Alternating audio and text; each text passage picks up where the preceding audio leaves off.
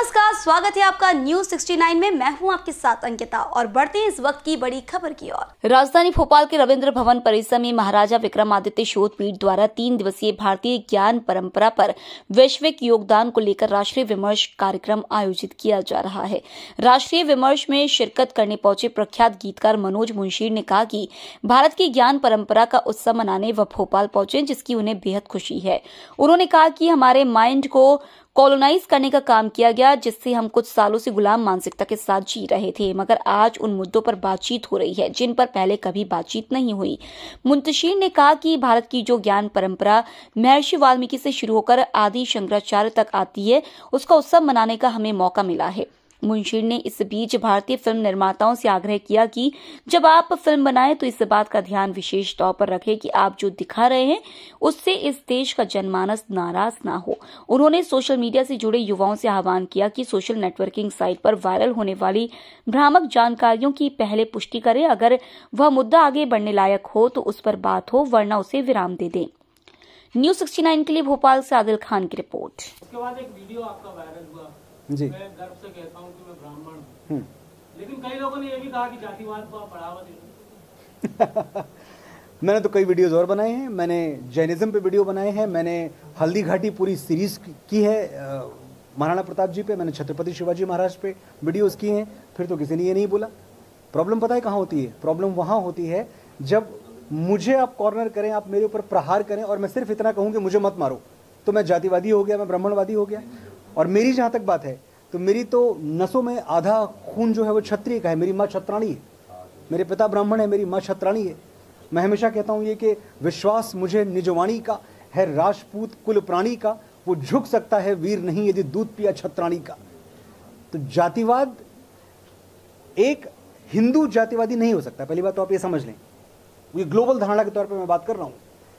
हम अयम निजह परो वेति गणना लघु चेत साम जी।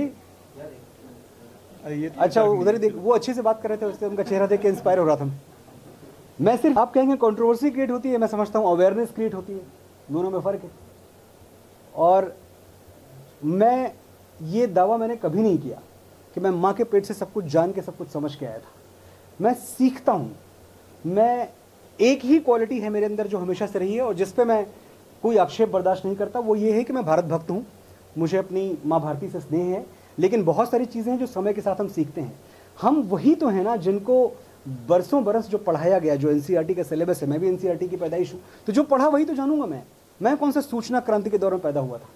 मेरे टाइम पे तो जब मैं स्टडी करा था इतने कैमरे भी मैंने कभी नहीं देखे थे। तो मेरा युग जो था वो थोड़ा सा क्लोज था, थोड़ा सा बंद था। मेरे पास इतनी सूचनाएं, इतनी इन्फॉर्मेशन नहीं थी। लेकिन जब मैंने जानना शुरू किया, जब मैंने समझना शुरू किया और जब मुझे पता चला कि हमारे साथ तो छल हुआ है, बहुत बड़ा धोखा हुआ है, हमसे हमारे असली हीरो छीन लिए गए, जो हमारे महानायक थे वो हमसे छीन लिए गए और हमें झुंझुने के नाम पे हीरो पकड़ा दिए गए। ऐसे हीरोज जो कि हीरो ही नहीं है। हम अब ये मैं आगे बात करूंगा तो आपको लगेगा कि फिर मैं किसी विशेष संप्रदाय या जाति में जा रहा हूं, पर ऐसा नहीं है। लेकिन मुझे लगता है कि भारतवर्ष को राधा कृष्ण की प्रेम कहानी जो है वो सेलिब्रेट करनी चाहिए। हम जोधा अकबर क्यों करें सेलिब्रेट? बिल्कुल होनी चाहिए। मैं तो कह रहा हूँ जितने भी गाने हैं, और अभी तो इतने सारे चैनल्स मेरे सामने हैं और भारत में कॉपीराइट एक्ट्स बहुत स्ट्रांग है। जिनको भी ये शिकायत है, जिनको भी प्लेजरिज्म की बात है, आप प्लीज़ जाएं, मेरे खिलाफ केस करें। और अगर केस आपका एक्सेप्ट हो गया तो मैं मान जाऊंगा कि चलो केस लड़ना, जीतना, हारना बात की बात है। पहले तो आपका किसी कोर्ट में आपका केस एक्सेप्ट हो जाए मेरे खिलाफ। तो ये सब कितना निर्मूल है, कितना बेबुनियाद है। जब हम बात करते हैं, जब लोग कहते हैं भाई मेरे रश के कमर तो आपने उठा लिया कहीं और से, दिल गलती। अरे ये लाइसेंस्ड गाने हैं जिनको हम रिक्रिएट कर रहे हैं, जिनके लिए म्यूजिक कंपनी ने पैसे दिए हैं, तो ये बाय करके रिक्रिएट हो रहे हैं। तो ये बाय करके रिक्रिएट करना एक प्रोसेस है जो लीगल है, कानूनी है। इसके बारे में पता नहीं क्यों इतना शोर शराबा मचाया जाता है। पूरी दुनिया करती है, पर जब मैं करता हूँ तो बहुत उस पर। आज मैं यहाँ भोपाल आया हुआ हूँ जो भारत की ज्ञान परंपरा है उसका उत्सव मनाने, क्योंकि हमारे साथ एक बड़ा हादसा हुआ है पिछले कई वर्षों में। और ये हुआ है कि हमारा माइंड बहुत कॉलोनाइज कर दिया गया है, बहुत गुलाम मानसिकता से जिए हैं हम। वजह कुछ भी नहीं हो, थोड़े बहुत जिम्मेदार तो हम सब हैं कि हमने कभी वो जो कारागार थे उनको तोड़ने की कोशिश नहीं की। जन जागरण का दौर है, नवजागरण हो रहा है, रेनेसां के पीरियड से गुजर रहे हैं, ऐसा मैं मानता हूँ। एक अच्छा समय है। आज उन मुद्दों पे, उन विषयों पे बात हो रही है जहाँ पहले कभी बात नहीं होती थी।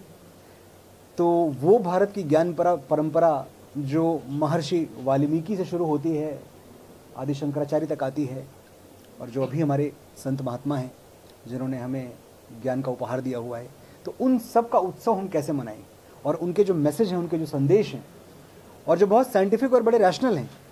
जब मैं संतों और महात्माओं की बात करता हूं तो मेरा मतलब ये बिल्कुल नहीं है कि मैं किसी एक विशेष धर्म विशेष की बात कर रहा हूं या किसी पंथ विशेष की बात कर रहा हूं। इस खबर पर आपकी क्या राय, हमें कमेंट सेक्शन में जरूर बताएं। तब तक के लिए धन्यवाद।